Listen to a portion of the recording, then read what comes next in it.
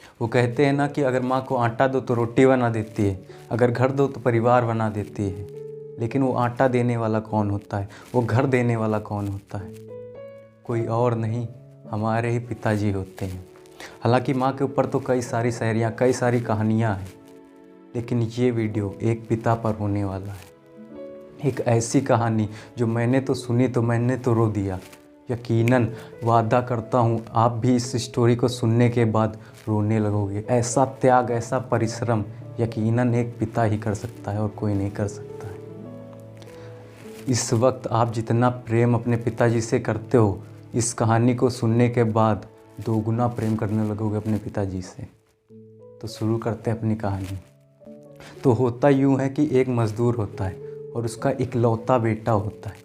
वो अपने बेटे से बहुत ज़्यादा प्यार करता था। उस मज़दूर की एक इच्छा थी कि वो अपने बेटे को खूब पढ़ाए, खूब एक बड़ा आदमी बनाए। और इस इच्छा के लिए वो सुबह सुबह काम करने के लिए निकल जाता था। चाहे जैसा मौसम हो, चाहे सर्दी हो, चाहे गर्मी हो, चाहे बरसात हो, सुबह सुबह निकल जाता था और देर रात को घर वापस आता था, क्योंकि उसने अपने बेटे को एक बहुत बड़े कॉलेज में दाखिला दिला दिया था। और उसके बेटे की भी यही इच्छा थी कि वो अपने पापा की इच्छा को पूरा करके दिखाए। वो जी जान से लगा हुआ था पढ़ाई करने में, और इधर मज़दूर अपने बेटे के फीस के लिए मज़दूरी कर रहा था। वो बोझा ढोने का काम करता था। वो कभी लोगों के अनाज का बोझा ढोया करता था, या फिर वो कभी लोगों के सामान का बोझा ढोया करता था। वो कभी खेतों में काम किया करता था, या फिर वो कभी ईंटे गारे का काम किया करता था। और इस मज़दूरी से उसे जितने पैसे मिलते थे वो अपने बेटे की फ़ीस में लगा दिया करता था। और फीस देने के बाद जितने पैसे मिलते थे वो अपना घर चलाने में लगा दिया करता था। जैसे तैसे उसकी ज़िंदगी कटती जा रही थी। समय बीतता जा रहा था, और समय बीतता जा रहा था, वो धीमे धीमे बूढ़ा होता चला जा रहा था। और बूढ़े होने के कारण उससे अब ये बोझा ढोने का काम नहीं हो रहा था। फिर भी वो हिम्मत जुटाकर वो काम किया करता था, पर वो काम थोड़ा धीमे करने लगा था, और इसी वजह से उसे काम मिलना बंद हो जाता है। और काम मिलना बंद हो जाता तो उसके पास पैसे आने भी बंद हो जाते। अब वो मज़दूर बहुत ही चिंता करने लगा कि आगे क्या होगा, मैं अपने बेटे को कैसे पढ़ाऊंगा, आगे अपना घर कैसे चलाऊंगा। वो दिन रात यही सोचा करता था।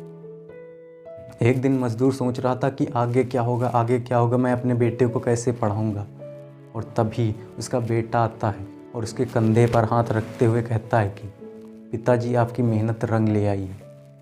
मैंने एक पेपर दिया था, मैं उसमें पास हो गया हूँ। कल मेरा इंटरव्यू है।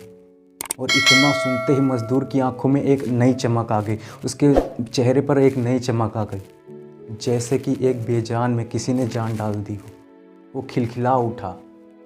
और तभी उसका बेटा कहता है कि पिताजी, मुझे इंटरव्यू देने थोड़ा दूर जाना है और मुझे कुछ पैसों की ज़रूरत है। तो मज़दूर थोड़ा दबी आवाज़ से कहता कि बेटा, कितने रुपए की ज़रूरत है? तो उसका बेटा कहता है कि पिताजी, मुझे 500 रुपये की ज़रूरत है। तो मज़दूर मन में सोचने लगता कि मेरे पास तो 500 रुपये है नहीं, मेरे पास तो सिर्फ 20 रुपये हैं। फिर भी वो थोड़ा बनावटी मुस्कुराहट के साथ कहता है कि बेटा, तुम जाओ, तुम अपने इंटरव्यू की तैयारी करो, मैं तुम्हें कल रुपए दे दूँगा। तो वो जाता है, अपने इंटरव्यू की तैयारी में जुट जाता है। अब इधर मज़दूर और भी चिंता करने लगा, मैं 500 रुपये कैसे लाऊं, कहाँ से लाऊं। और इतना सोचते सोचते वो एक मंदिर के पास जाकर बैठ जाता है। 1 घंटे बीत जाते, 2 घंटे बीत जाते, 3 घंटे बीत जाते। तभी वहाँ पर पास में बैठा एक भिखारी उससे कहता है कि भाई, तुम्हें क्या दिक्कत, मैं तुम्हें देख रहा हूँ कि 1 घंटा बीत गया, 2 घंटे बीत गए, 3 घंटे बीत गए, तुम किसी बात में खोए हुए हो। मज़दूर उस भिखारी की तरफ देखता है और कुछ नहीं कहकर फिर से अपनी बातों में खो जाता है। तो भिखारी उससे कहता है कि भाई बताओ तो, क्या दिक्कत है तुम्हें, कौन सी बातों में खोए हुए हो, क्या पता मैं तुम्हारी कुछ मदद कर सकूं। तो मज़दूर उसकी तरफ देखते हुए कहता, थोड़ी दर्द भरी आवाज़ से कहता है कि मैं आखिरी समय पर टूट रहा हूँ। मैंने अपने बेटे को बहुत मुश्किल से पढ़ाया है और कल उसका इंटरव्यू है, उसे कुछ रुपए की ज़रूरत है, और मैं तो बूढ़ा हो गया, मुझे काम मिलता नहीं और मेरे पास रुपए ही नहीं। अगर मैं उसे रुपए नहीं दूंगा तो इंटरव्यू नहीं देने जा पाएगा, और इंटरव्यू नहीं देने जा पाएगा तो वो उससे नौकरी नहीं मिलेगी, और नौकरी नहीं मिलेगी तो ना जाने आगे ज़िंदगी में क्या होगा। तो भिखारी कहता, कितने रुपए की ज़रूरत है? तो मज़दूर कहता है कि मुझे 500 रुपये की ज़रूरत है।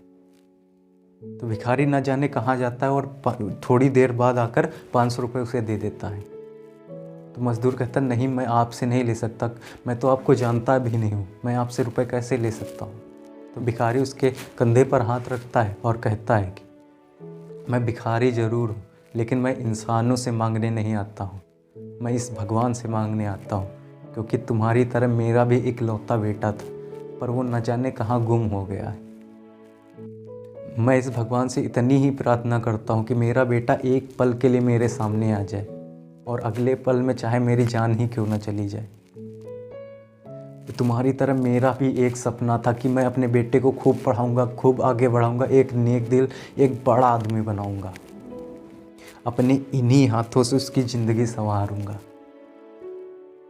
पर ये तो सपना अब रहा नहीं। मैं अब भगवान से सिर्फ इतनी प्रार्थना करता हूँ कि वो जहाँ रहे हमेशा खुश रहे। और रही बात इन पैसों की, तो इसे तुम ले लो, मैं समझूंगा कि मैंने अपने बेटे की फ़ीस में पैसे लगा दिए। और वही 500 रुपये वो मज़दूर अपने बेटे को दे देता है। वो बेटा 500 रुपये लेकर इंटरव्यू के लिए निकल जाता है और मुश्किल से 5 या 6 घंटे बाद वो दौड़ते दौड़ते आता है और उसके हाथों में एक मिठाई का डिब्बा था और चेहरे पर मुस्कान थी। मज़दूर उसे देख कर ही समझ गया कि इसे नौकरी मिल गई और तभी उसका बेटा उसके सामने आकर खड़ा हो जाता है और कहता है कि पिताजी मुझे एक अच्छी सी नौकरी मिल गई है। और जैसे ही उसका आशीर्वाद लेने के लिए झुकता है तभी मज़दूर उसे मना कर देता है और कहता है कि अगर तुम्हें आशीर्वाद लेना है तो उस भगवान का लो जो ऐन मौके पर आकर तुम्हारी ज़िंदगी बना दी। और फिर वो सारी बात बताता है और वो अपने बेटे को लेकर उसी मंदिर में पहुंच जाता है, पर वहाँ पर कोई भिखारी नहीं था। तभी उसका बेटा और वो उस भिखारी का जैसे तैसे पता पूछते पूछते उसके घर पहुंच जाते हैं और उसके भिखारी के घर के सामने बहुत सारे लोगों की भीड़ जमा हुई थी। मज़दूर थोड़ा घबरा जाता है। तभी वो भीड़ को पार करते हुए देखता है कि सामने ज़मीन पर वो भिखारी लेटा हुआ है। वो अपनी अंतिम सांसें ले रहा था क्योंकि उसकी दवाई ख़त्म हो चुकी थी और उसके पास पैसे नहीं थे उस दवाई को ख़रीदने के लिए।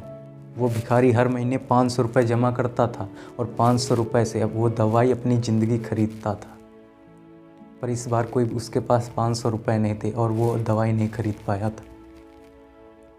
तभी भिखारी उन दोनों को देख लेता है और उनके हाथों में मिठाई का डिब्बा देखकर और खुश हो जाता है कि वो सब कुछ समझ जाता है कि इसके बेटे को नौकरी मिल गई है। तभी उसके बेटे को देखता है और हंसते हंसते अपने प्राण त्याग देता है। अब मज़दूर और उसका बेटा बहुत ही दुखी हो जाते हैं। तभी मज़दूर की नज़र उसके हाथों पर पड़ती है जैसे कि उसके बेटे की तस्वीर हो। वो मज़दूर उस तस्वीर को उठाता है और देखता है, एकदम आश्चर्यचकित हो जाता है क्योंकि वो तस्वीर किसी और की नहीं, उसके बेटे के बचपन की तस्वीर थी। तभी मज़दूर अपने बेटे को अपने पास बुलाता है और कहता है कि बेटे, मैंने कभी ये सोचा नहीं था कि मैं तुम्हें ये बात बताऊंगा कि तुम मेरे असली बेटे नहीं हो। तुम तो मुझे एक रेलवे स्टेशन पर मिले थे, तब मैं उस वक्त कूली का काम कर रहा था। तुम बहुत छोटे थे और रो रहे थे, तुम्हें भूख भी लगी थी, पर मेरी कोई संतान नहीं थी, इसीलिए मैंने तुम्हें अपना लिया। मैंने अपनी सारी ज़िंदगी तुम पर निछावर कर दी, तुम्हें एक बड़ा आदमी बनाने में निछावर कर दी। पर मेरी किस्मत में शायद तुम्हारा असली पिता बनने को लिखा ही नहीं था, तुम्हारे तो असली पिता ये थे।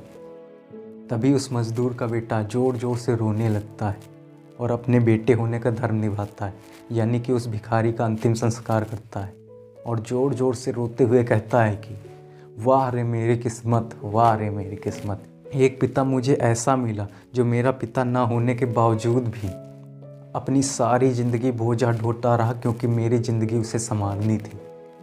कभी उसने उफ नहीं की, जितने पैसे मांगे उसने दिए। और दूसरी तरफ मेरा ऐसा पिता जो मेरे पास ना होने के बावजूद भी, जिसके पास मैं ना होने के बावजूद भी मेरी ज़िंदगी संवार कर चला गया, अपना कर्तव्य निभा कर चला गया। आज मेरी नज़रों में इस पिता शब्द की और भी इज्जत बढ़ गई है। आज मुझे यकीन हो गया, ऐसे त्याग, ऐसा परिश्रम कि अपने बेटे को आगे उठाने के लिए खुद नीचे दब जाना, ऐसा कोई और नहीं, एक पिता ही कर सकता है। दोस्तों, इस दुनिया में सिर्फ एक ऐसा इंसान है जो अपने के आगे किसी और को निकलते देखना चाहता है, जो अपने के आगे अपने बेटे को निकलते देखना चाहता है, वो कोई और नहीं हमारे पिता होते हैं। इस दुनिया में सिर्फ एक ऐसा इंसान है जो अपने नाम से नहीं बल्कि किसी और के नाम से खुद को परिचित कराना अपना गर्व समझता है। वो अपने बेटे के नाम से खुद का परिचय कराना वो अपना गर्व समझता है। कोई और नहीं, हमारे ही पिता होते। So please respect your father because I have no word.